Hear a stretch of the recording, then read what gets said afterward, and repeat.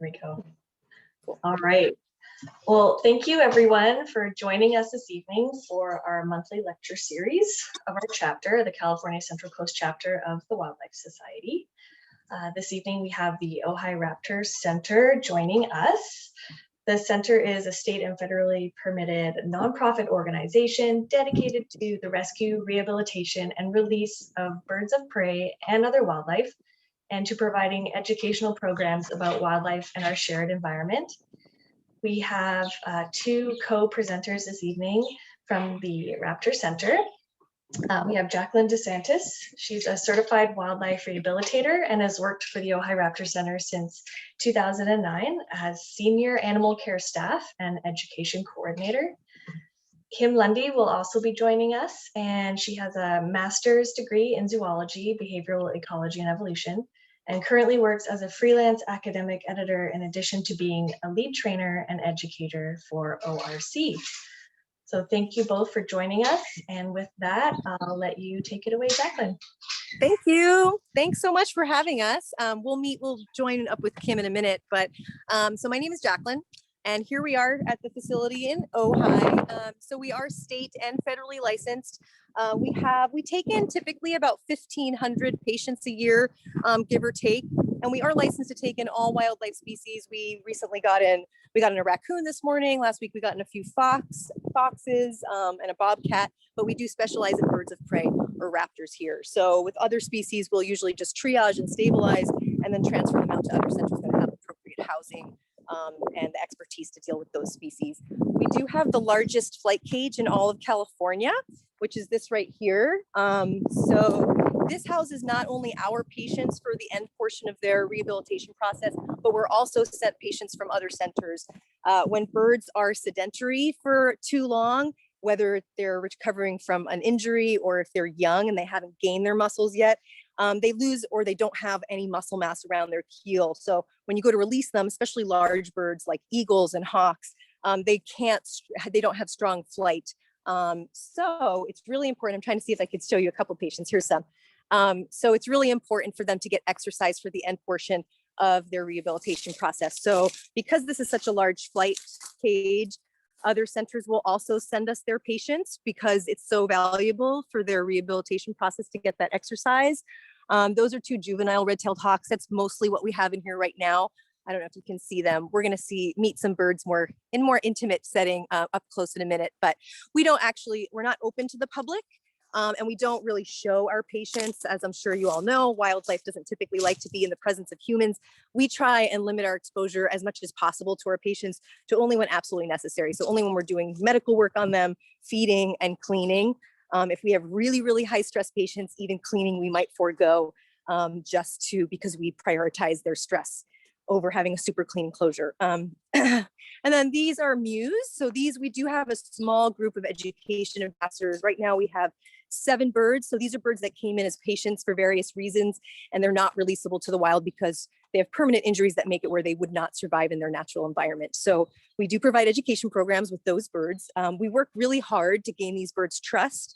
We are using a method called operant conditioning or positive reinforcement to train our birds. So we consider ourselves a birds first facility. So what that means is we don't ever force our birds to do things that they don't want to do. So we don't chase them around. We don't grab them by hardware and make them participate in shows if they don't want to, which makes our education programs a bit unpredictable. We're never guaranteed to get a species out because we don't know if they're going to want to participate on any given day.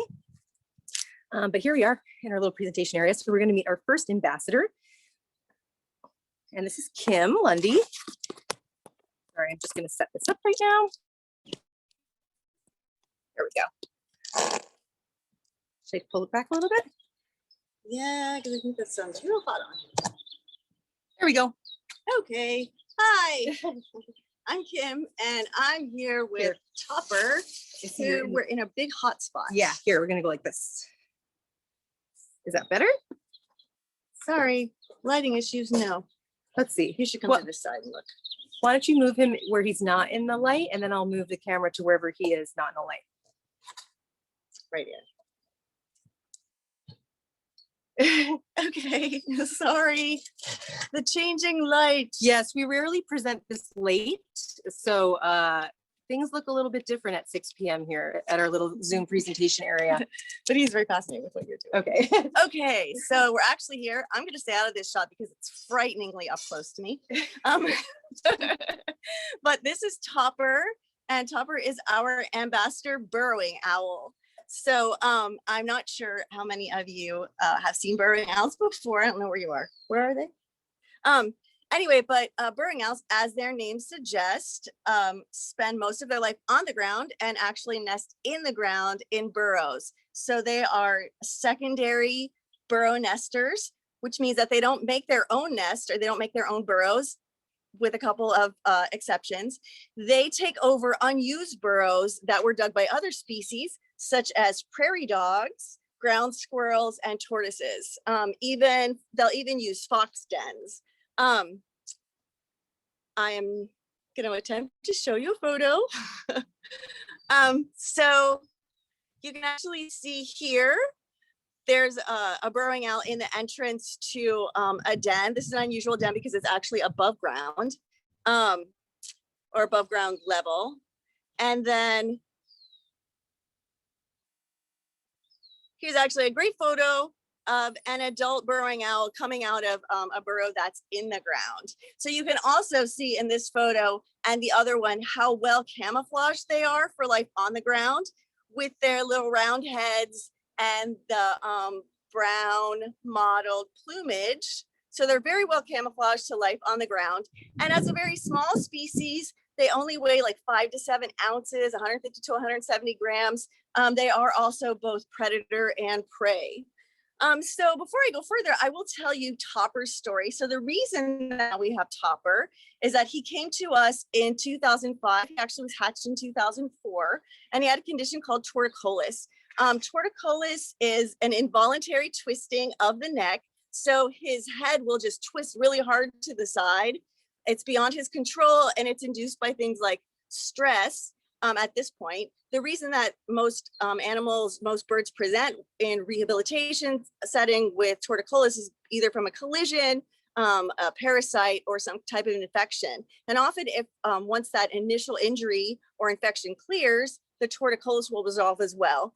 For Topper, his torticollis did get somewhat better with time of rehabilitation and physical therapy. But when they flight tested him to see if he could be released, they have to pass a flight test and be able to hunt on their own. They actually found that he still has too much torticollis. He can't navigate well. And he also has some residual cognitive effects from his injury. So at that point, he was pretty good in captivity and habituated to people. So they determined that he was a good candidate to be an ambassador, and he's been with us ever since. I will say that I'm not sure what all Jackie touched upon in her introduction, but I did hear her saying that we're a birds first facility, and we use least invasive, minimally aversive methods of operant conditioning to train our birds, and we also give them choice and control. And in addition to the training, part of our mission here is to provide them with as much natural environment and natural behaviors as possible. And so over the years, we've gotten better and better at Topper's aviary, at his mew, his home. And recently we upgraded him to a whole new space with new burrows and some new perching and a new view. And he actually seems so relaxed that we hardly ever see a torticollis. I will say that we are in the line of a tree where we have some nesting red-tailed hawks. And sometimes if one of them flies over, it will startle him and he'll twist his neck momentarily from torticollis. But that just reinforces our decision that he was not able to be released. So burrowing owls, as I said, they require a host species like prairie dogs or ground squirrels for their nesting sites. Because of this, because those animals tend to be colonial, burrowing owls are also semi-colonial, so they'll live in relatively large populations at times. Their range is throughout the western portion of the United States, all the way up into Canada and all the way down into South America. Their range has been has been constricting somewhat along the past like 30 years, farther south and farther west. But they like to live in wide open spaces with no or very few trees, very short vegetation, so less than a foot, and a few places where they can perch to hunt. So what do these tiny raptors eat? By weight, they mostly eat small vertebrates like moles, voles. They will even prey on other species' chicks. By volume, they actually feed more on insects. So they eat a whole lot of beetles and other insects, usually ground insects. They mostly hunt by running along the ground, although they also will fly, sometimes even hover. It's very cool. They hover, kind of turn in a circle and drop on their prey. So they hover and pounce. But when hunting, they don't usually go higher than about 10 feet off the ground. They do fly up to about 30 feet during courtship. But they spend most of their time running on the ground. And they actually will take, much like most other small raptors and large raptors, they'll take anything that they can catch, anything they can get a hold of. Here's a photo of a burrowing owl eating a snake. They actually also will eat scorpions. And apparently the reason that they can get the scorpions is that they run so fast, they catch the scorpion and kill it, start to eat it before the scorpion even realizes what happened. And they actually, when they find a burrow and they decide to inhabit it, they do a couple of things that are very interesting. The first one is that they'll go in and they'll excavate a little bit just to make it a little more accommodating for them. And they'll occupy one family from 2 to 5 burrows. And then they also line the entrance to the burrow with animal dung. So they'll collect up mammal dung, put it in the entrance to the burrow. I think I might have a photo, but if I do not, we'll look at another photo of one. So as you can see there, you can't really see very well that there are some spots of dung in the entrance to this burrow. They will also basically trash things like bottle caps, ribbons, pieces of, he's looking at me instead of the camera, pieces of various litter, apple cores, sadly even cigarette butts. And this probably signifies that the burrow is taken, but the animal dung also serves another purpose, which is that it attracts things like insects. And that's the first place that the offspring will learn to hunt when they emerge from the nest. So these guys emerge from the nest at just 2 weeks of age. Here's some youngins emerging from their burrow. So they emerge from the burrow at about 2 weeks of age, and then they'll move on to some of the other family burrows in their little collection. And the parents will remain. And then they fledge at 6 to 8 weeks and fully fledge and leave the nest. So they also, sorry, I got off track for a little bit because another bird walked by. Yeah, no, there's no rush. Okay. No rush. To stop. I just grabbed it. Don't worry. So yes, sorry, that's the beauty of live zooming. Sometimes we get off track. So as I said, they hunt mostly insects, and they will also hunt other small mammals. And actually, before they lay eggs and before they begin to incubate, they will cache up to like I think they found in an abandoned nest 200 mice. So they'll cache a bunch of prey, usually vertebrate prey, in the burrow to prepare for incubation, and then they'll cache a bunch more prey about the times that the eggs hatch, and this helps the female to feed the babies. So while they're raising young during egg laying and incubation, the male does most of the hunting, and the female does most of the incubation and actual feeding of the babies. So I'm not sure again exactly what Jackie told you about raptors, but usually with raptors, because they don't as a rule have sexually dichromatic plumage, we can tell them apart based on size. So in most raptor species, the males are about 30% larger than the females. In burrowing owls, they actually are only about 10% different in size. And interestingly, the males are taller but thinner, and the females are shorter but fatter. By the end of the breeding season, though, because they spent so much time in front of their burrow, the male's plumage tends to be lighter, and this is probably from it bleaching out in the sun. Which brings up another very interesting thing about burrowing owls, which is, unlike most other owls, they're actually diurnal. So we have some kestrels calling, some kestrels that are in rehabilitation. So they're very day active. they also actually hunt crepuscularly, so they spend a lot of their time hunting at dawn and at dusk. But they're very day active, and so that's why they're very popular for photographers. And that's why we have these great photos of them as well.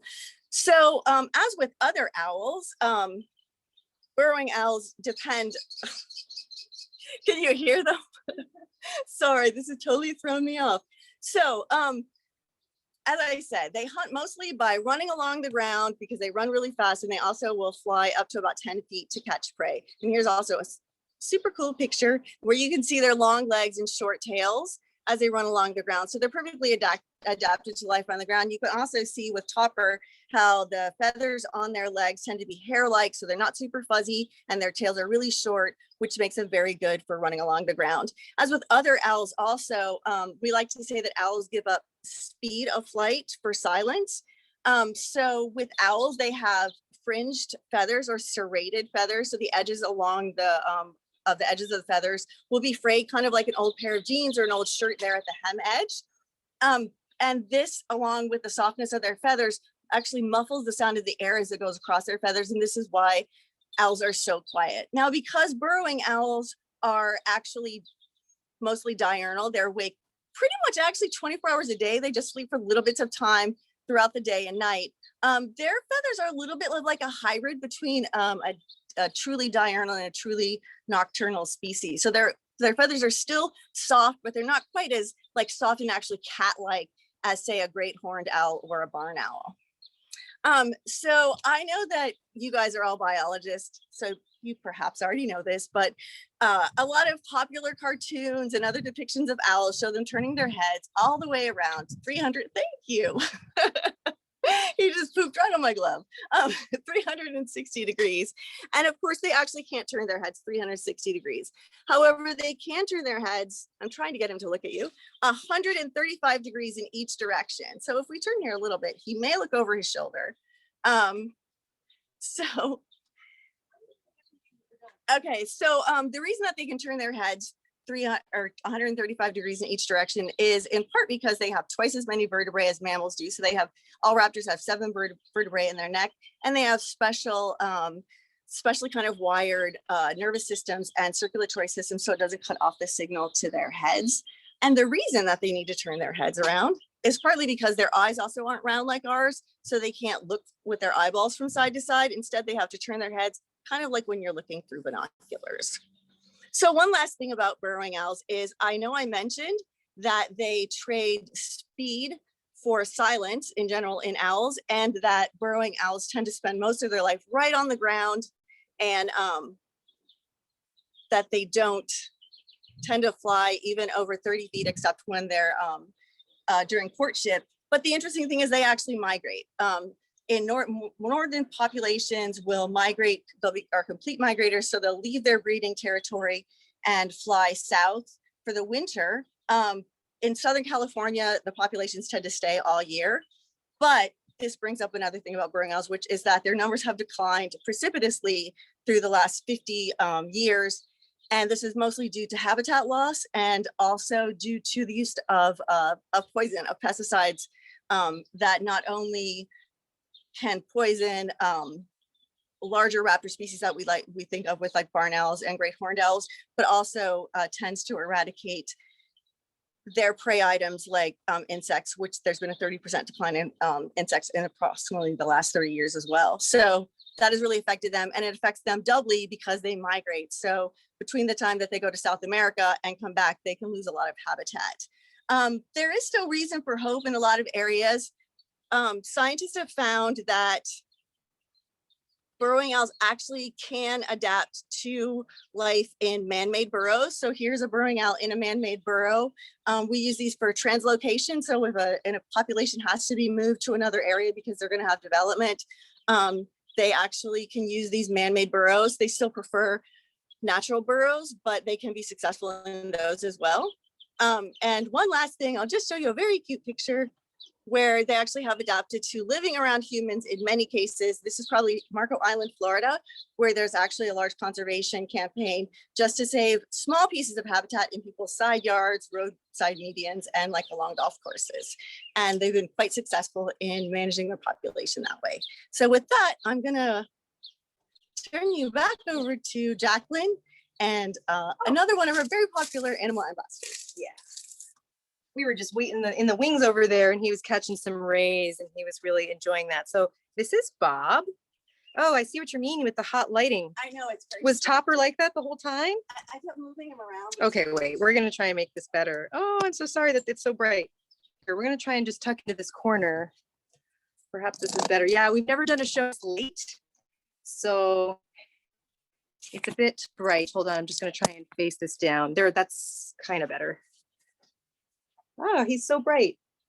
Sorry, y'all. Anyways, I know we're limited time, so I'm talking about him because there's so much to talk about with Bob, our American Kestrel ambassador. How are we with time, by the way? I know we're like almost at 6:30, so I say we often run over, which we should get better. Are we okay to keep going? Oh, totally okay. Yeah. Okay, cool. All right. So this is Bob. Bob is, we also refer to him as Rock Solid Bob. He's probably one of our most accountable, when we can count on Bob to do shows pretty much any time. So Bob is an American Kestrel. We're going to get into all the Kestrel facts in a minute, which I'm sure you all know. I'm still trying to play with this lighting to try and make you see his brilliance a little bit better, because I started working at the Raptor Center about 12 years ago. And an experience with red-tailed hawks are really kind of what brought me here. Sorry, I'm just going to really try and make it where you guys can see him better, because he's just so. All right, there we go, kind of. There we go. All right. American Kestrels, I was going to say, have since become my favorite species of raptor since working at the Raptor Center for a number of reasons. So this is Bob. So Bob came to us in 2004. The reason he's not releasable is he was imprinted onto humans instead of his own species. I see what the lighting is just so bad right now. I'm trying to hold him down here so they can see him. So we find at the Raptor Center that, do you all know, maybe just by a raise of hands, what imprinting means, so I don't have to explain this in great depth? I'm assuming you all probably know what this means.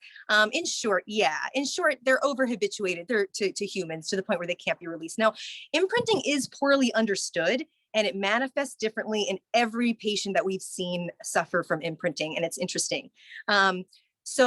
And I always like to stress, especially when we present to kids, that imprinting definitely doesn't mean the same thing as domestication. In fact, a lot of the birds that we receive that are imprinted, not a lot, but some of them are actually more aggressive towards humans than parent reared birds in the wild. And we believe it's because they've lost their natural fear of humans. For example, we have a turkey vulture ambassador. His name is Handsome. And he's going to preen for you guys. And Handsome likes to attack people for fun because he gets bored and he's not afraid of people like he should be. So anyhow, so imprinting, poorly understood, but basically it's when, during the first 4 weeks of any wild animal's life, this is a critical developmental period during which time they're supposed to bond with and associate with their families and thus learn their identity and who they are.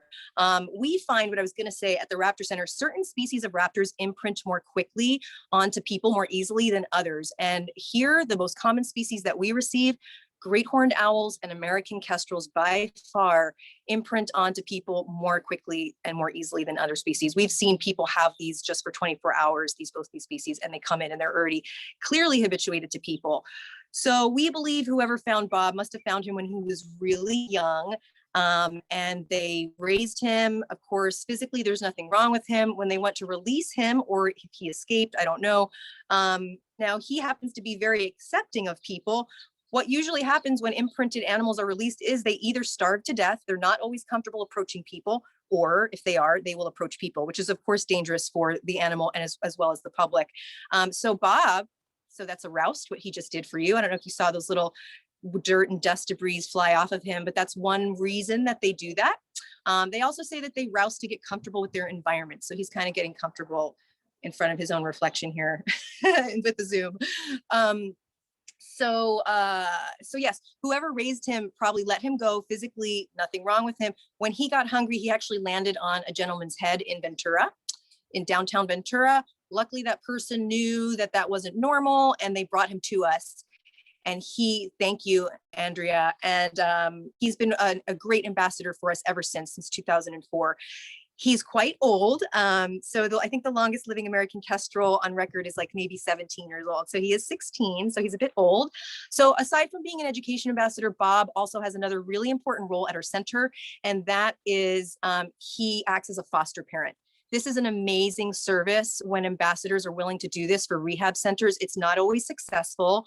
A lot of times they will reject orphans, but Bob used to live with a female American Kestrel. Now, this is interesting, talking about how imprinting kind of manifests differently in different patients. He does not know how to do the proper mating calls and such and vocalizations to his mate. So it was a bit awkward when we put them together at first. They didn't take to one another. And then, are you raising your hand to ask a question, Andrea, or is that just from before when you knew what imprinting was? Got it. Okay. So they didn't take to each other. And then later on, we decided to try again, and they bonded, which is great. So we had a bonded pair of kestrels in captivity. And so she would lay eggs every year. They were never fertilized. So this is another way that imprinting can manifest. And to explain this further, like for example, Bob, if he's presented with live prey, he will not do anything. He doesn't recognize live prey as being food. He will not go after anything live. We have a barn ambassador, for example. She's imprinted. She loves hunting live prey, but she'll land on people if she's released, which is what happened to her also. So like I said, it's poorly understood and it's different with each bird. But Kira, that was the female ambassador kestrel that we had, he was bonded with. She would lay eggs every year, and okay, we're giving you slack, buddy. So what we would do is when they were out on an education program like this, and if they had laid eggs, or she did, we basically take the eggs out and switch them for some orphans from our hospital. And at that point, it's kind of a win-win situation for everybody. It's much better for orphans to be raised by a species of their own kind, rather than be fed by humans wearing funky costumes and taxidermy birds and puppets. We do all kinds of creative things to hide our features to make sure that our patients don't habituate to us. So they basically will act as their parents would in the wild. They incubate them if need be when they're small enough.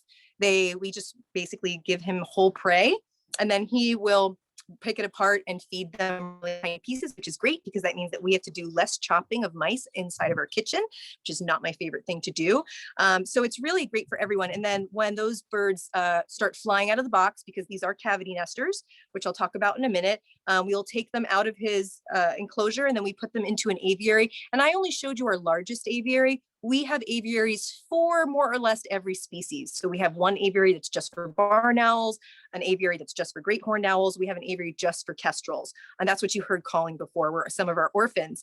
So then we will put them in there where they'll get flight time, build up their muscles like I was talking about before. And then we do provide them with live prey. We would be doing a disservice to our orphan patients if we sent them out with no live hunting practice. So that's Bob's two very important roles at our center. Bob is so valuable to Ojai Raptor Center. We love him. So American Kestrels are the smallest falcons in North America. So they have all the same falcon features that larger falcons do. He has those beautiful, they have really defined mylar stripes, probably more so than other falcon species. Those are those black stripes on the side of his face. They believe that those black stripes serve the purpose for basically reflecting the sun, kind of like a football player when they put black grease under their eyes. So this is one of the only one of 3 species of raptors in North America that do have sexual dichromatism. So the males are more colorful than females. And you can see Bob has, even though it's really bright, I'm gonna hold him down a little bit. He has that beautiful blue crown and they have those blue-gray wings, and their tail feathers are probably one of my most favorite feathers of any raptor here.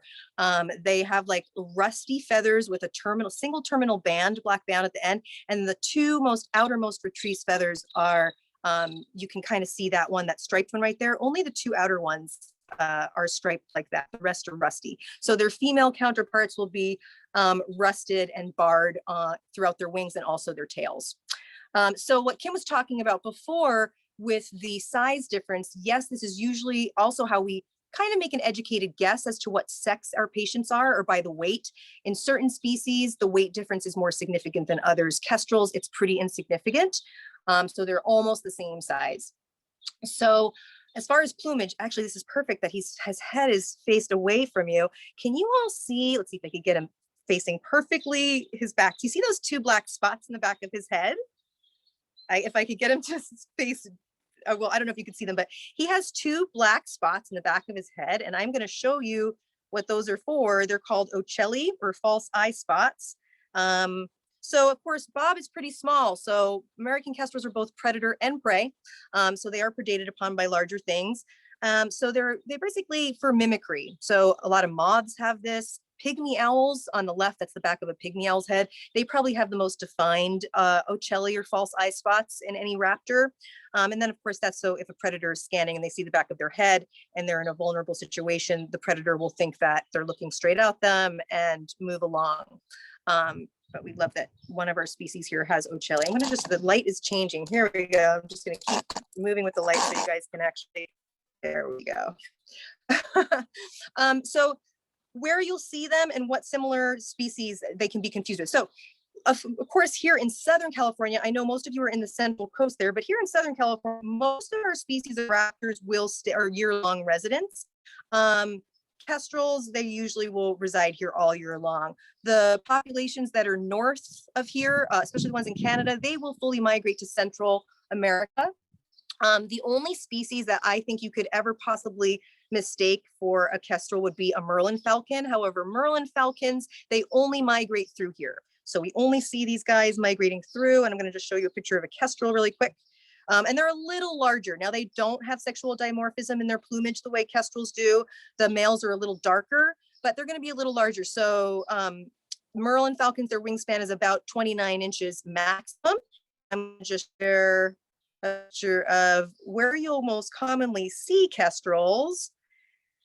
And you'll see their wingspan right there listed. They like a maximum of 23 inches of wingspan. So they're a little smaller than falcons. This is where every time I've ever seen a kestrel in the wild, this is where I have seen them. I've always seen them perched on power lines every single time. And the reason why is because they really love open habitat.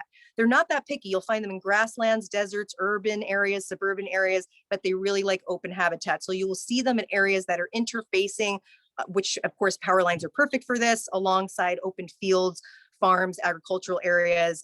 They'll even hang out in like baseball fields. So they love to eat bugs. Bugs probably make up the majority of their diet. I have heard that they can be spotted at these, like I said, baseball fields and these kind of arenas, hanging out by lights, picking off like dragonflies and moths and stuff like that. But they're not that picky.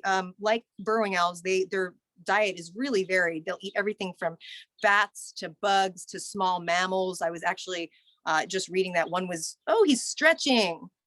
Can you guys see his beautiful tail feathers as he's stretched there? I don't know if you could see that, but they're just my favorite feathers in the whole world. Anyways, we'll get him down here so you can see his face now. So yeah, so we usually see them kind of hanging out in open agricultural areas. So we can attract kestrels to areas if we know, especially if we know that there's populations there, by putting up nest boxes.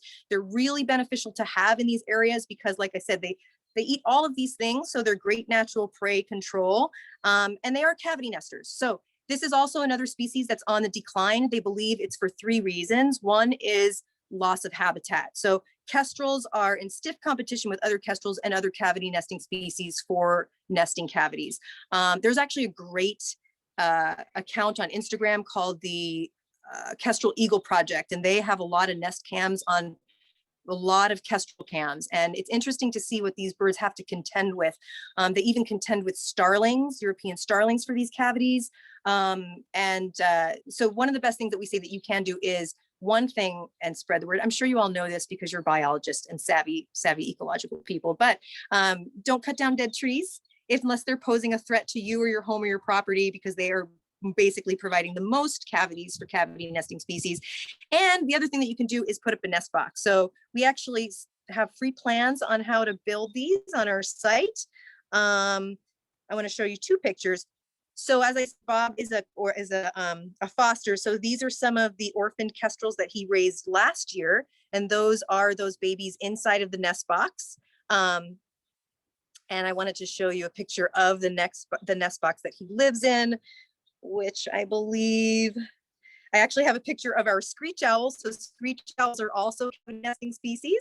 That is the nest box that both our kestrels live in and our Screech Owls. And if they're in, oh my gosh, Do you see his reaction to the picture of Lucy? How funny. He was just looking really concerned at that picture of Lucy. That's funny. So anyways, so I wanted to play really quick his call for you all. So this is the call, and they also hover. So the best way to identify them, again, you'll often see them perched on power lines. They like wood duck boxes too. I have seen this because they are very similar. Very good point.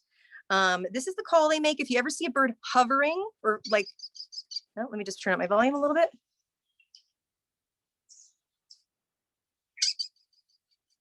Well, actually, I just realized you guys heard that before because you heard some of our patients doing it. So you know what that call is.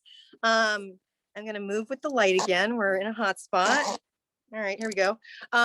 So I also wanted to show you, so typically kestrels will lay no more than 5 eggs. And like I said, I've been at the Raptor Center for 12 years.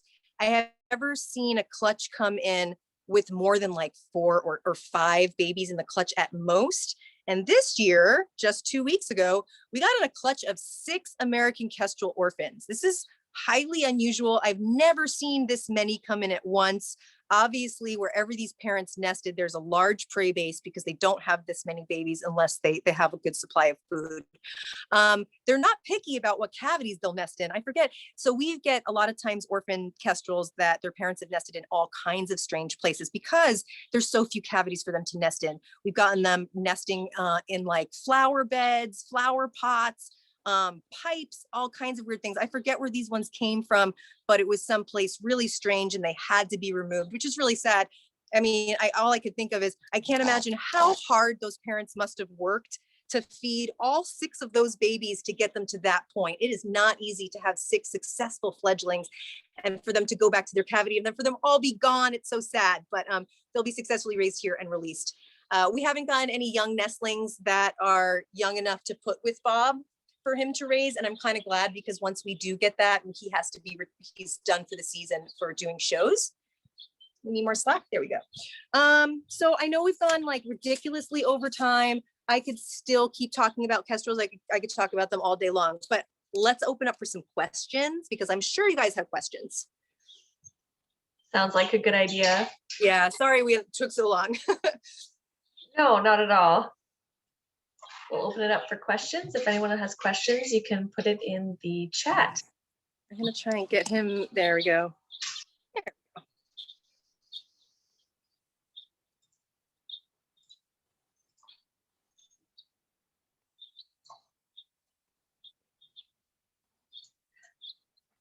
And I could just keep talking about him as we're waiting for questions to come in. For sure. I was actually wondering about I know you had, was it an annual open house? Yeah. I'm sure that was put on hold because of COVID. Will you be having one this year? Yeah, interesting question. Thanks for asking that. So we've gotten so many inquiries about this. We took the opportunity during COVID. I'm gonna keep trying to move the light because it's so bad. Would you mind moving the whole thing over? Actually, you know what? We're gonna go, I see where there's shade. We're gonna go right here.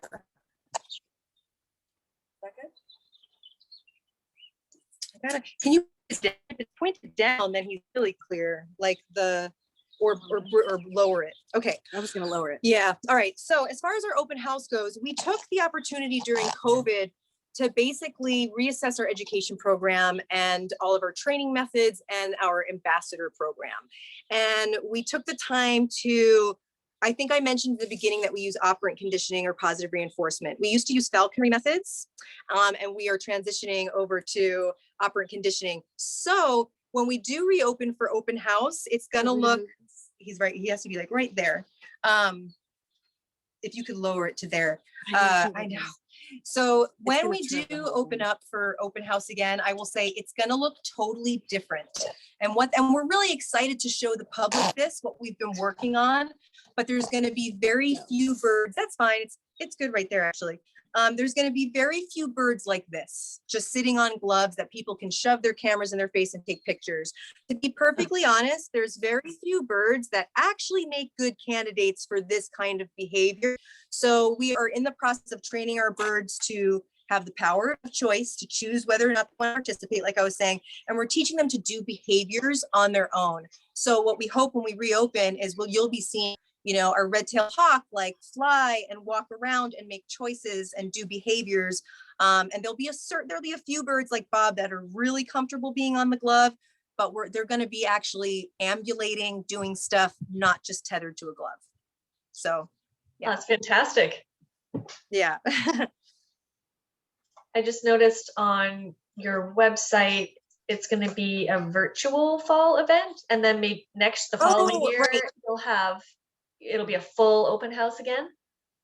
You guys see his tail? Right? His tail is so beautiful. Anyways, yes, we are going to, I forgot we're doing this because we're still slightly on the fence. We're just feeling like everybody at this point is totally overdoing virtual. I know I'm overdoing virtual events. So I just don't know if it's going to be worth our time and output of energy to do another virtual event. But as of right now, we're slated to do a virtual open house in the fall. Yes. We are doing private tours. I'll be there.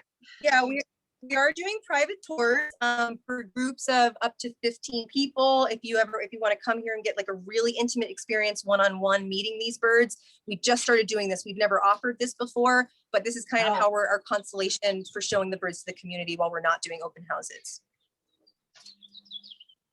Oh, that would be amazing. Yeah.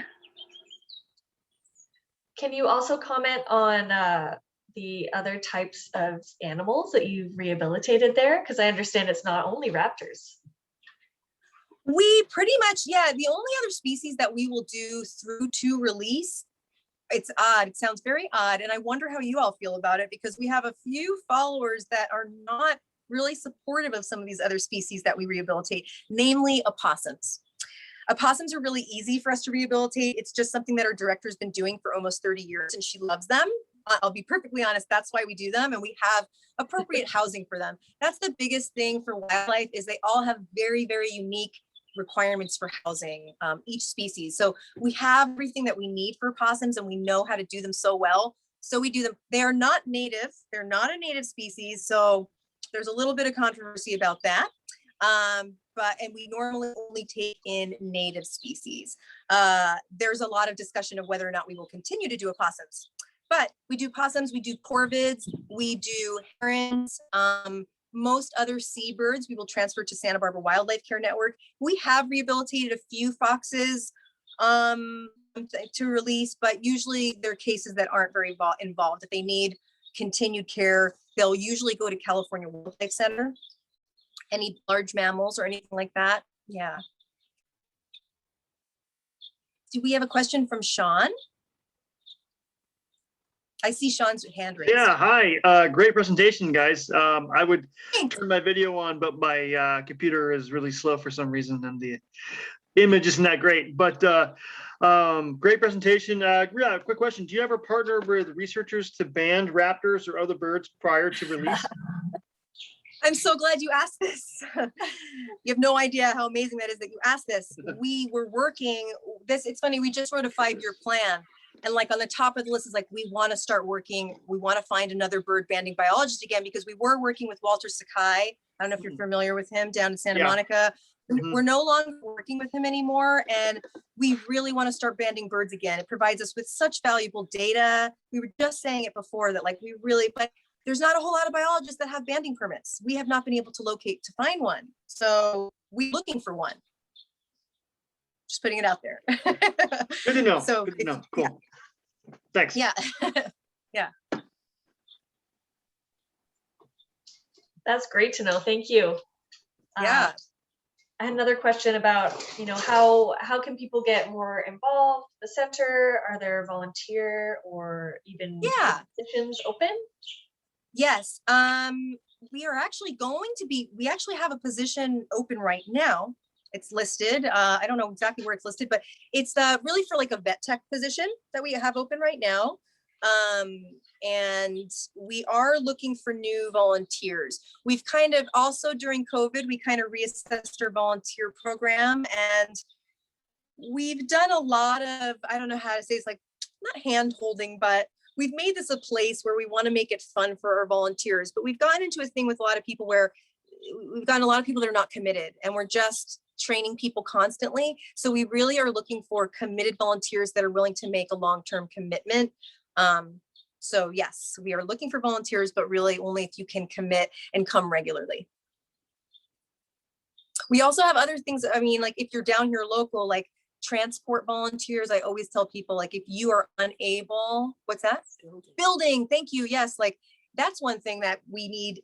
It's so big. We have so many building projects here. None of us are super savvy construction people. So if anyone out there is good at building stuff and wants to come for a day of doing project building, we would love that. And yeah, thanks for asking that.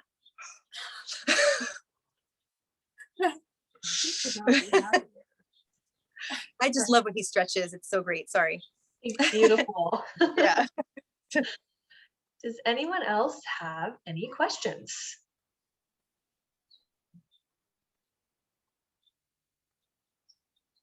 And I think I forgot to mention, I said they're a species that's on the decline for 3 reasons. I mentioned loss of habitat. I forgot to mention, which I'm sure you can guess, is pesticides. Both rodenticides and insecticides both affect the species. So Yeah, that's devastating. sorry, somber note to end on. No, it happens. I've seen it. Yeah. Yeah, I found a turkey vulture in the field when working for CDFW, and we had someone kindly come out to us in the field to pick him up, and it was, rodenticide. Rodenticide poisoning, yeah. And they're so affected by lead too. I would say like almost every turkey vulture we get tests somewhere on the scale for lead. Wow. Whether or not it's high and they need to be treated, but they're very, very vulnerable to lead toxicity. All right. I don't see anyone else with their hand raised or in the chat. Maybe you could give us a few more facts about kestrels. Oh yeah, sure. I had a whole bunch of things in mind that I was like, oh, I could just keep going. What was I gonna say before? Let me just look at him and see what I can say. Oh, pointed wings. So like all falcons, I'm sure you all know that different birds have different shaped wings depending on where they live, how they fly. All falcons, I'm gonna get him closer to the camera because it's just so entertaining, everything he's doing now. There we go, yeah. There we go.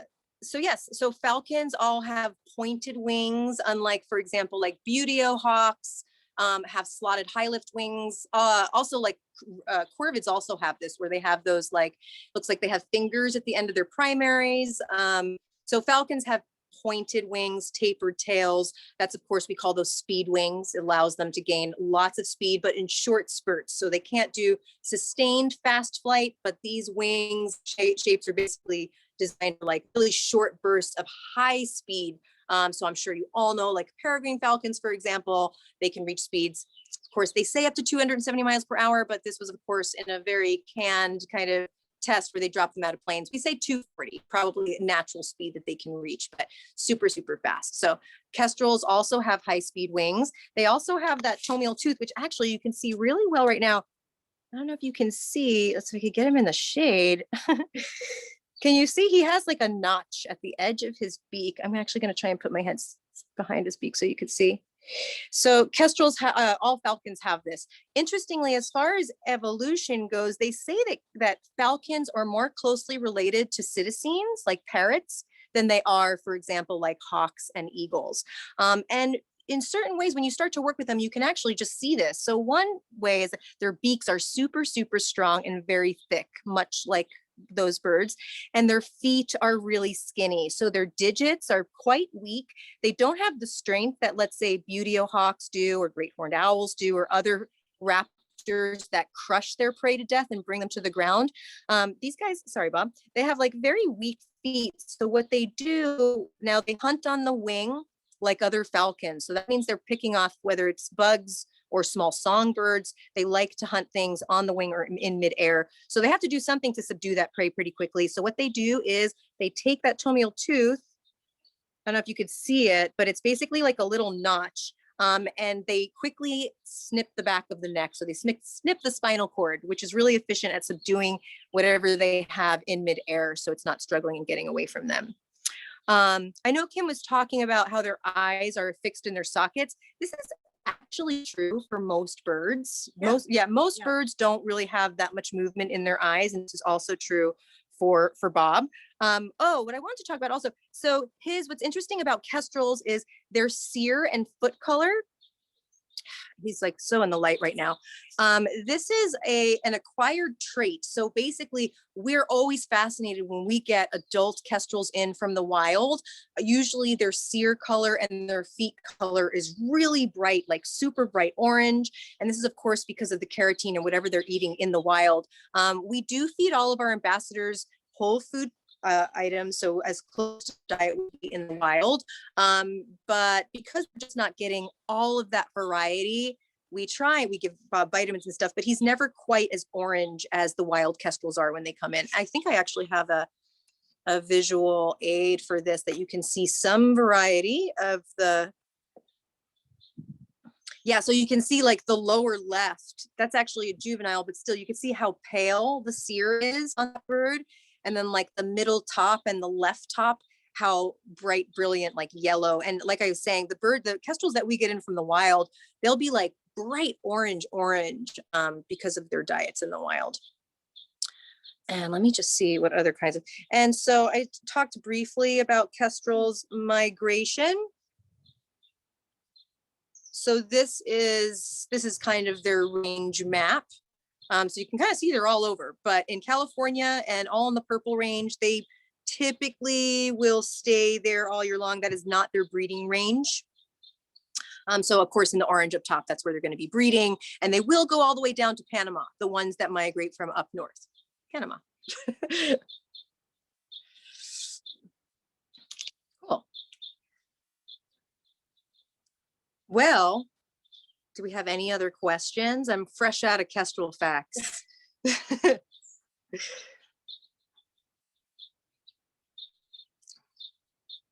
But he's pretty. He's very pretty to look at, isn't he? He was so happy his son there. Yeah. And it's funny. I just was recently fielding some comments on our social media, and somebody was asking why they look pissed off. And I was saying the reason why they look pissed off is something called a superciliary ridge. So you can see right there. See that defined brow that he has? All raptors have this. That's called a superciliary ridge. So that's of course kind of acts as like a sun visor. These guys are out in full sun. They're out all day in full exposed sun. Like I say, like I said before, they like open habitat. So that kind of allows them to hunt and do what they need to do in full sun without losing sight. And also look down when I'm hunting. Okay. Huh. And he's just gonna keep preening. Yeah, it's so cute. I know, it's so cute. Those wing feathers. Yeah. Isn't he gorgeous? Thank you so much, Jackie, from a fellow Jackie.